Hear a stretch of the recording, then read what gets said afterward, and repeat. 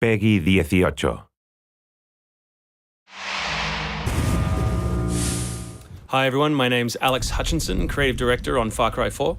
I'm Mark Thompson, I'm the Narrative Director on Far Cry 4. Nice to meet you. Nice to meet you as well, and welcome to Kyrat, our new fictional location. So in Far Cry 4, you step into the shoes of AJ Gale, who is returning to the country of his birth, initially just to scatter his mother's ashes before he gets caught up in what's essentially a civil war.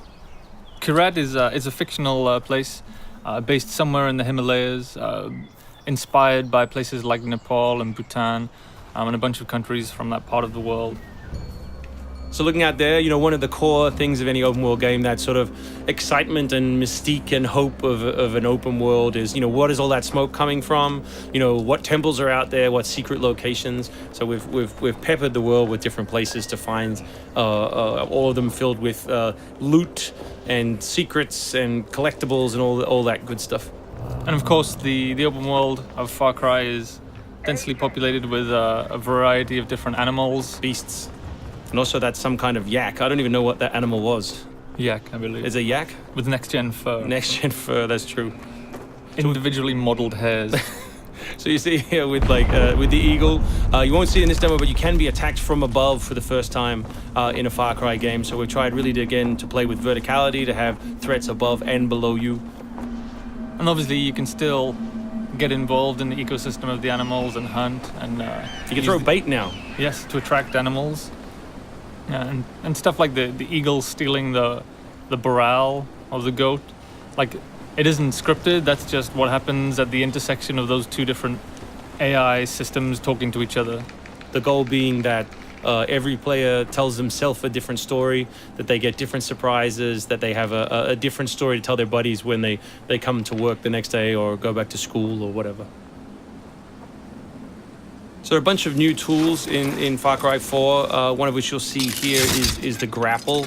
We wanted to make something that allowed you to clamber over those annoying cliffs you sometimes came across in Far Cry 3, and something that would also lean into the much more vertical, much more mountainous regions we were building in this game. And that was a pretty simple example, but the level designers get pretty crafty with the setup.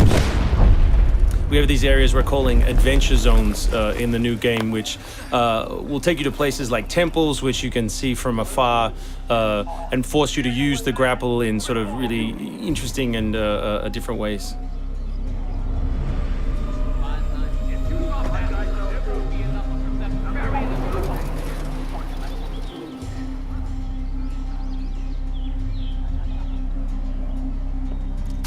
The auto crossbow is a new stealth weapon that we've introduced for Far Cry 4. It adds a little more versatility than the bow did in Far Cry 3. Obviously it sacrifices the long range for rapid fire, but it's still a super useful stealth weapon. So this is one of my favorite bits. This if you look down when you're meleeing in the new game, you kick. So you can do all kinds of fun setups such as that. Kicking things is hilarious. I expect people around the world to be kicking rocks, explosive barrels, dead bodies, come November.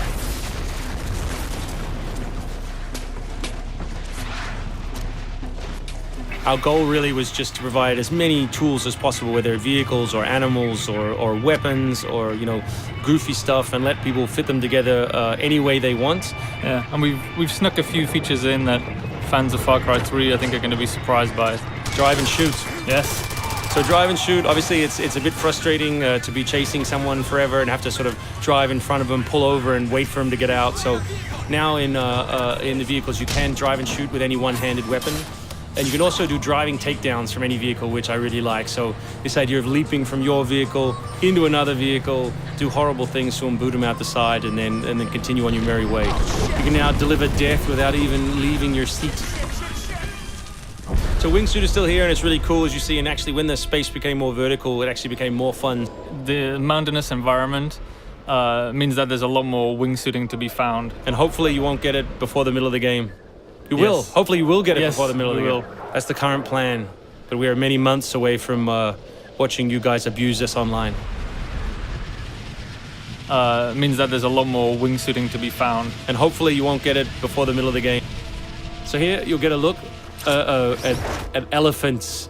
Elephants are awesome. Probably my favorite animal in the game. Weaponized in many different ways. You can drive them into a rage, watch them smash the other characters in the world, or you can clamber on top of one and drive it through the gate yourself. My favorite animal is the human animal. It's very Far Cry 2 of you, Mark. It's the Shark of Darkness. So co-op is a massive part of the new game. It's one of our big ways of opening up the open world and letting you play any way you want. So basically, when you ask your buddy to join, all the solo missions turn off, and you're left with all of the open world toy, the outposts, the fortresses, the towers, all the quests to play any way you want.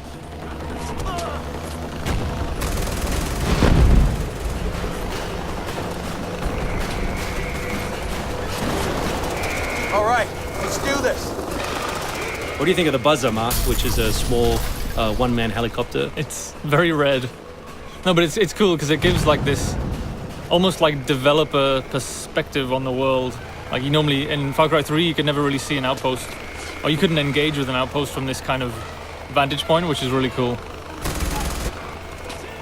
So the outposts from Far Cry 3 were like the template for the fortresses. They're kind of like bigger, better, more badass version of the outpost to More badass. to paraphrase Cliffy B. Badassitude.